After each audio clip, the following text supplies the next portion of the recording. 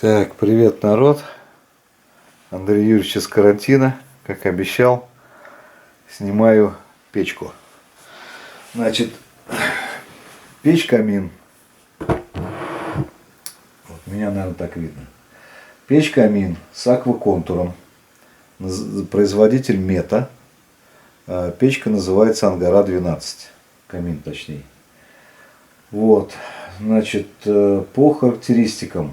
16 киловатт общая, 7 киловатт на водяной контур, мощность 200 килограмм весит вся эта конструкция и 5-миллиметровая сталь. Значит, выход у нее труба 150, поближе покажу. Выход труба 150, нержавейка стоит, дальше стоит этот самый сэндвич труба в трубе с этим самым, ну, с несгораемым, короче, наполнением, и квадрат переход через этаж. Если будете ставить сами, ни в коем случае нельзя делать, чтобы разрыв труб был между этажами. Ну и шибер стоит, естественно. Вот, здесь сзади мы закрыли все, то есть она вот до этих пор, сама печь, дальше закрыли, купили вот это вот из ацеита, это, ну, так понимаю, шифер это, под кирпичик разрисованный, сзади находится насос Grundfos, который качает по батареям, вот, ну и вся разводка идет оттуда. Здесь, соответственно, тоже вот эта панель такая же под кирпичик, а под ней еще слой антигорючего какого-то такого лист. Ну, что-то типа асбеста, не знаю. В общем, не горит. Специальная штука. Сразу вот такую вещь взял к ней. То есть здесь кочережка, щеточка, щипцы и совок. Ну вот, нужная вещь, однозначно это нужно брать. Вот такой вот лоток для дров, с которым я хожу в дровник. Какая-то часть дров помещается вот здесь вот снизу. Это сейчас не полностью набито. Вот, огнеупорное стекло. Здесь так называемая система чистый огонь. Вот. Переводишь в эту сторону, стекло не запачкивается быстро гарью. То есть, ну, есть, естественно, налет, но не такой сильный. А в эту сторону раздувает, по-моему, по всему камину. В общем, это регулировка, к ней надо просто привыкнуть. И пользоваться будете уже, когда печкой. Вот там внутри видно каналы воздушные. Вот здесь, соответственно, колосник стоит. Это поддув, открыть-закрыть. Это ручка открывания. Кстати, очень хороший замок, очень мне нравится. Вот он с таким вот щелчком защелкивается, несложным. Вот. Ну, здесь, естественно, по кругу лента, которая не дает проходить жару. Вот это вот снимается. Передний, кстати, весит килограмма, наверное, 3-4. Тоже из пятерки. Вот. И здесь лоток для золы, который очень, кстати, удобно вытряхивать. Вот печи 3 года. Там вон видно на задней стенке одна панель каменная треснула, но ничего не осыпалось. Я думаю, что страшного пока ничего нет. Вот. И, соответственно, про выбор этой печки. Вот тут, кстати, мы всегда что-нибудь кладем, когда не топим. Оно как тумбочка. Стоит вот здесь вот система безопасности, манометр, клапан. Вот. И сбоку там есть температуру показывает датчик, термометр, который врезан в трубы. Соответственно, с этой стороны сразу огнетушитель однозначно рядом. Это у меня включает насос. Вот он зашумел. Вот. И вот такой вот огнетушитель у меня висит на потолке. Это автоматический огнетушитель, который при, по-моему, 120 градусах взрывается. И вот я его повесил недалеко от трубы. Он взрывается и порошком гасит, в общем, все, что горит. Вот, по поводу выбора самой печки. Значит, я к любой технике, даже вот такого плана, подхожу очень, ну, скажем так, серьезно. Всегда выбираю, читаю, смотрю. В Ютубе много пересмотрел, но, к сожалению, все практически отзывы были, даже не отзывы, отзывов не было. Были только рекламные видео. Именно рекламные видео, где народ рассказывал, показывал, как что. Даже не народ, а продавцы скорее. Показывали, рассказывали, как что. Посоветовался я с человеком, Дима его зовут, скажем так, это клиент. Познакомились, дружим уже, наверное, порядка 15 лет. Мы ему там пару лодок, по-моему, сделали. Он занимается как раз вот этой вот внутридомовой всей инженерией. То есть отопление, вентиляция, канализация, специалист своего дела. Когда у него что-то с лодками, он звонит мне. Когда у меня что-то с вот этими системами со всеми, я звоню ему хотя бы проконсультироваться, чтобы понять, в какую сторону идти. Вот. В принципе, первый этаж у нас 57, что ли, квадратов было без пристроек. Сейчас с пристройками получилось, наверное, там за 60. Вот. Все комнаты не отапливаются, соответственно, отапливается только сам дом, прихожая не отапливается, и веранда не отапливается, и кладовка. То есть вот остальное все с отоплением. Зимой приезжаешь, накидал дров, подпалил, 2 часа дом Ташкент. Ташкент не только за счет того, что батареи везде стоят и залит специальный антифриз, ну, теплоноситель так называемый, то есть не вода там, он, естественно, лучше передает тепло, но и за счет того, что сама печь тоже отдает вот эти вот 16 киловатт общей мощности. То есть в 2, в 3 у нас тут дверей нет, вот на кухню проход свободный, и, так сказать, на выход проход свободный, тепло циркулирует и, соответственно, очень быстро прогревается дом. Ну и плюс дом деревянный, из бруса. 2-й этаж мы не отапливаем. Туда поднимается тепло вот по, так сказать, по проему лестницы. И плюс вот такая труба из нержавейки стоит через весь 2-й этаж. Соответственно, там от трубы тоже идет какое-то тепло. Ну и потолок нагревается. В общем, там в принципе хватает. Чуть холоднее, чем внизу. Может быть, градуса на 3-4, вот так вот. Но вполне достаточно этой температуры. Вот, так вот, когда я все это перерыл, вот, по цене, качеству, отзывам, по характеристикам, там их, в принципе, вот этих метод 2 или 3. Есть угловая там ангара, она, по-моему, 9, вот это 12, и еще какой-то есть вариант. Именно у Меты. И есть еще один производитель, я уже не помню, как он называется, но, в общем, вот выбор был из 2. Ну и по соотношению цена-качество просто взял, заказал в интернет-магазине на 41-м километре МКАДа, ребята. Они мне сразу все скомплектовали. Вот. Сам заехал, забрал. Помогли погрузить, я на прицепе приехал, все это, даже на машине, не помню. В общем, все трубы, все системы безопасности, все покупал в одном месте.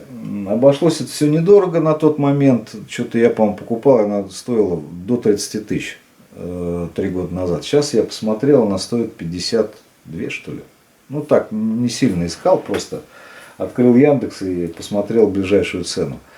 Значит, топить ее без наполнения акваконтура можно, но акваконтур вы тогда погубите, он просто у вас прогорит.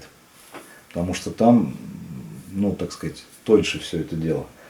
Вот, поэтому не стали мы ее так без подключения гонять, сразу подключили, залили и, соответственно, вот уже 3 года печкой пользуемся.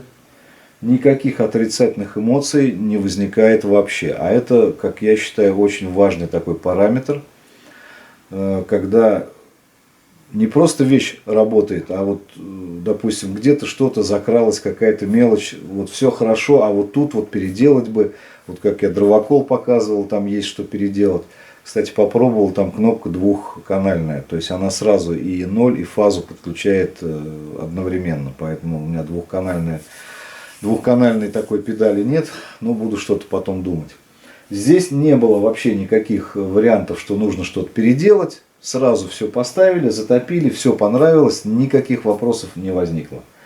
Вот. И еще купили, внуки приезжают, купили такую загородку металлическую, типа ширмочки, не типа, а ширмочка, а для того, чтобы случайно дети не докоснулись до стекла. Вот это очень важно и надо об этом помнить. Вот. А так, два варианта, у кого домик поменьше, можно взять 9-ю ангару, она угловая. Вот. В углу еще, наверное, удобнее будет, чем вот как она у нас здесь стоит. Если идти из прихожей на кухню, то она как бы по пути. Но не напрягает, не мешает. Вот это вот очень важная вещь. Топим всем подряд. И мелочь на розжиг, и крупная, и баклажки здоровенные туда кидаю, лишь бы влезло внутрь. Есть тут, ну вот когда разжигаешь, растапливаешь, открываешь, потом закрываешь, и получается такой полутлеющий режим. Не сказать, что она там какая-то супер экономичная, эта печка, дрова кушает, ну камин любой камин будет кушать дрова.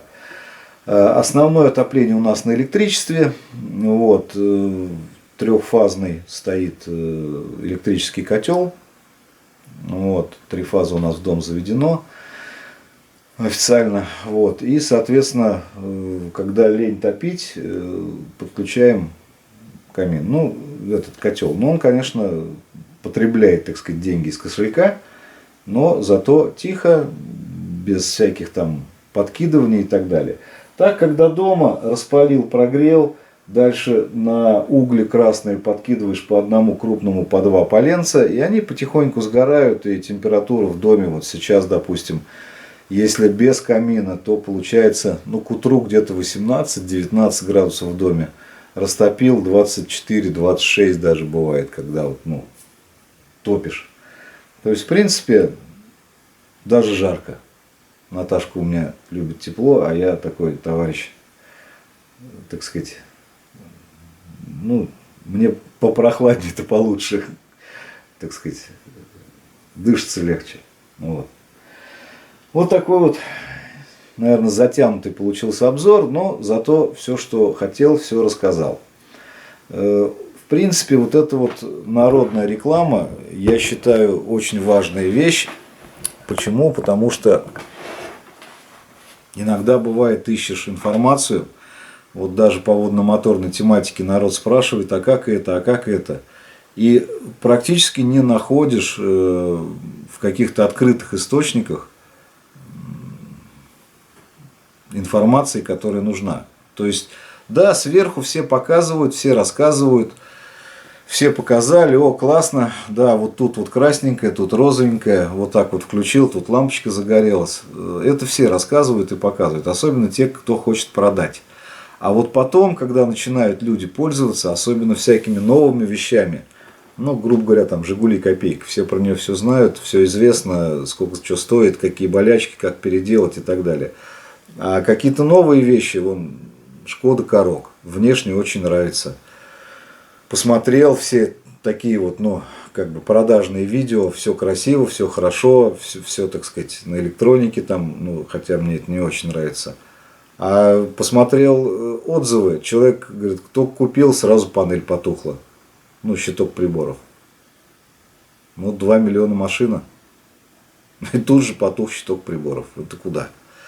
Вот чтобы такого не было, чтобы можно было как можно точнее выбрать себе то, что вам потом будет долго служить и, так сказать, не приносить никаких проблем, вот для этого как раз и нужны простые народные отзывы, тесты, так сказать, народная реклама так называемая. Понравилось — снял, не понравилось — можно снять то же самое, что не понравилось конкретно по делу, так сказать, с приведением каких-то примеров и так далее. По лодкам я это, естественно, делаю. Но сейчас вот пока сидим карантинем, грубо говоря, лодок нет. Вот пока снимаю то, что, так сказать, нравится. Вот, кстати, за мной кресло стоит, тоже очень нравится. Икеевское кресло. Сейчас покажу. Оно без заднего подвеса. Садишься, оно вот так вот качается. Ну и ты сам раскачиваешься. И для ног вот такая вот штука. Можно вот так вот положить ноги, и получается полный релакс. Когда намаешься где-то, натрудишься, отдыхать очень хорошо. В общем, будем дальше снимать народную рекламу. Вот, сниму то, что, так сказать, про квадрик. Вот он у меня тоже тут получается сколько, 2 года, что ли, отработал. Ну, 2-й сезон, по-моему. Я уже не помню, в каком году я его купил. По-моему, 2-й сезон у меня отработал. Перевез я на нем кучу всего. Тоже сниму отдельно, покажу, что из этого получилось. Ну и, наверное, сниму еще про мотоблок. Как ни странно, канал у нас водномоторный, но мы все люди живем, так сказать, на земле и пользуемся всем подряд. Так вот, как ни странно, видео про мотоблок Нива больше всех просмотров набрало. Видимо, потому что просто народу эта тема более интересна, чем лодки. Ну, тут не важно, сколько просмотров, там реклама не стоит, поэтому просто народу, видимо, больше это нужно. Вот. Кстати говоря, я, может, его и продам, потому что он сейчас фактически работает косилкой, ну и как бы я им не пользуюсь, и, наверное, и не буду. На то, что я рассчитывал, что он будет возить мне тут груз какой-то, это сейчас все делает квадроцикл. Ну, в общем, вот так вот. Всем удачи на воде, на земле и в воздухе. Не болейте, выздоравливайте, кто болеет. Всем добра. Ну и самое главное, о чем забыл сказать. Вот так вот это вот горит все. Красиво, приятно, тепло. Ведь на огонь, воду и на то, как люди работают, можно смотреть вечно.